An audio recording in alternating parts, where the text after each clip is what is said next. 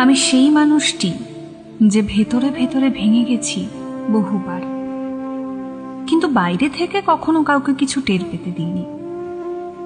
নিজেকে সামলে রাখার অভিনয় আমি এতটাই নিখুঁতভাবে শিখে ফেলেছি যে আমার কষ্টটাও এখন লুকিয়ে রাখতে কোনো কষ্ট হয় না।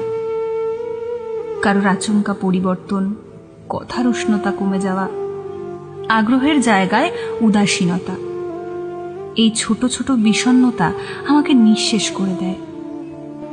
কারোর আছি বলাটা যখন ছিলামে রূপ নেয়, তখন আমি আর নিজেকে চিনতে পারি না। অথচ আমি কখনো কারোর কাছ থেকে খুব বেশি কিছু চাইনি, শুধু একটু স্থির থাকার জায়গা চেয়েছিলাম।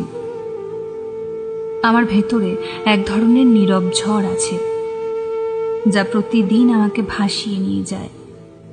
আমি চেষ্টা করি নিজেকে শক্ত করে ধরে রাখতে, কিন্তু প্রতিবারই নিজের ভেতরের ভাঙনটা আর সামলাতে পারি না। আমি চাই কেউ একজন পাশে থাকুক, যে বুঝবে আমার ভেতরের এই অসমাপ্ত যুদ্ধগুলো। আমি জানি আমি সাধারণ নই। আমার অনুভব, আমার প্রত্যাশা, আমার রাগ সবই হয়তো একটু বেশি, কিন্তু আমি প্রত্যেক দিন নিজেকে বদলে ফেলার চেষ্টা করি, তবুও কিছু বদলায় না। তাই যদি কখনো তোমার মনে হয় আমি বোঝা হয়ে গেছি, তবে চলে যাওয়ার আগে অন্তত একটিবার বলে যেও। হুট করে ফেলে রেখে গেলে আমি হয়তো আর নিজেকে গুছিয়ে তুলতে পারবো না।